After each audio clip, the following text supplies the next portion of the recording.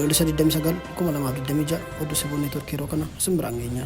Godina Shawaa Lixaa aanaa ammayyaatti dargaggootni sadii maqaa woboo waliin hidhata qabdu jedhuun ajjeefamuun dhaga'ame. Abduu Ahimad dabalata qaba. Dargaggoonni sadii maqaa woboo waliin quunnamtii qabu jedhuun ajjeefamuu isaanii maddeen himan.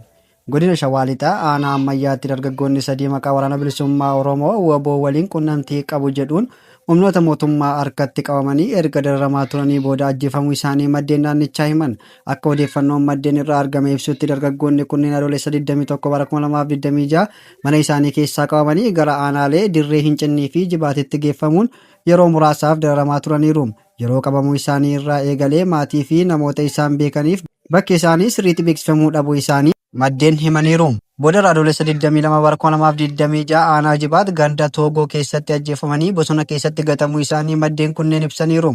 Reeffi isaanii achitti argamuu fi maatiin isaanii haalichaan gadda guddaa keessa galuu isaanii odeeffannoon argame ni mul'isa. Sababni qabamuu isaanii waraana bilisummaa Oromoo waliin quunnamtii qabu jedhu ta'us hanga yeroo gabaasni kun qophaa'etti qaamoleen mootummaa irraa dhimma kana irratti ibsi kenname hin jiru.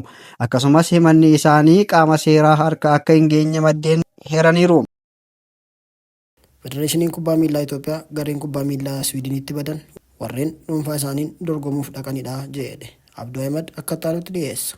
Gareen kubbaa miilaa Itoophiyaa taphaaf Swiidin imalan hundi miliqan. Gareen kubbaa miilaa Itoophiyaa umurii waggaa 18 gadii Swiidinitti taphaaf imalanii turan guutuun miliqanii poolisii biyyattiin barbaadamaa jiraachuun ifamee jira.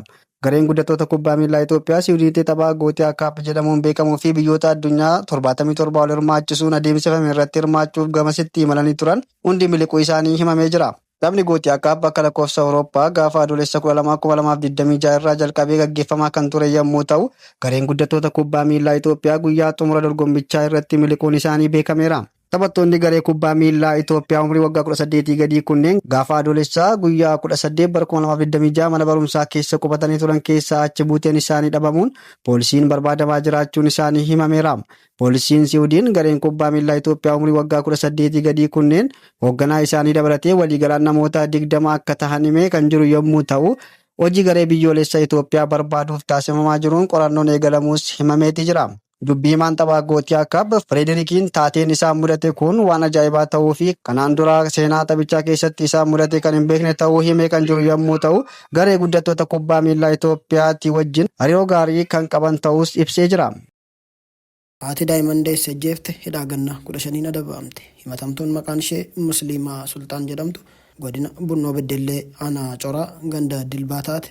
Caamsaa 5 2018 akka lakkoofsa Itoophiyaatti tilmaamaan halkan keessaa sa'aatii 3tti buufata fayyaa ganda Abdallaatti daa'ima dhiiraa nagaan deesse. Guyyaa ittaanu jechuun caamsaa 6 2018 daa'ima sana fudhattee gara mana maatii isheetti deebite. Guyyuma sana sa'aatii 10 jechuun waaree booda irratti daa'imni sun gaa'ilaan ala waan dhalateef sodaa maatii fi abbaan koo na lola jedhuun ajjeeftee jedha gabaasni fuula feesbuukii koominikeeshinii aanichaa. Akka koominikeeshiniin aanichaa ibsetti mana maatii ishee duuba boolla qottee awwaaltee jedhe. Dhimmi sun waajjira poolisii aanaa Coraa kutaa qorannaa yakkaatti gabaafamuu kan himu gabaasichi booda poolisii fi abbaan alangaa waliin yakkicha qorachuun ragaa qindeessee galmee qulqulleessuu mana murtii olaanaa godina Bunnoo Beddelleetti dabarfame. Manni murtii ragaa bitaaf mirgaa erga dhaga'ee booda himatamtuun yakka ajjeechaa raawwachuun ishee mirkanaa'eera jedhe. Kanaafis dhaddacha adoolessa 2018 akka lakkoofsa Itoophiyaatti ooleen himatamtuun hidhaa waggaa 15 itti murtaa'eera. Maddi koominikeeshinii aanaa Coraati. Miseensonni humnoota nageenyaa Keeniyaa daangaa Somaaliyaa irratti hidhattoota Alshabaabiin ajjeefaman. Miseensonni humnoota nageenyaa Keeniyaa 5 walitti dhukaasa humnoota garee Alshabaab ta'uun shakkaman waliin walitti bu'uun naannoo daangaa Somaaliyaa Maandeeraatti ajjeefamuun gabaafame. Gareen hidhattootaa sun waggoota hedduudhaaf mootummaa giddu galeessaa Somaaliyaa fonqolchuudhaan akkasumas hiikaa seeraa shariyaa Islaamaa irratti hundaa'uun bulchiinsa isaanii biyya gaanfa Afrikaa sana keessatti dhaabuuf lolaa turuun isaanii kan yaadatamudha. Poolisiin gabaasa isaa keessatti walitti bu'iinsi kibxata adoolessa 27 guyyaa keessa mudatee ture hordofuun garuun sakatta'iinsa SOG Alunguu irraa ka'ee naannoo hidha Waanteenii Dam keessatti hidhattoota Alshabaab waliin walitti bu'eeraa jedhan. Ammas hidhattoota sana hordofaa akka jiran poolisiin kan ibsan yoo ta'u, humni murni gargaarsa naannichaaf ergame boombii dhuka'ee konkolaataa waraanaa barbadeessus miidhaan irra ga'ee akka hin jirre ibsaniiru. Haleellaa deddeebii Alshabaab naannicha keessatti raawwatu waraanaa fi lammiilee nagaa irratti xiyyeeffachuun poolisii Amajjii keessa hidhattoonni sun bulchaa gandaa fi barsiisaa kutaa bulchiinsa Qaarressaa keessatti ajjeesanii turuun isaanii yaadachiiseera.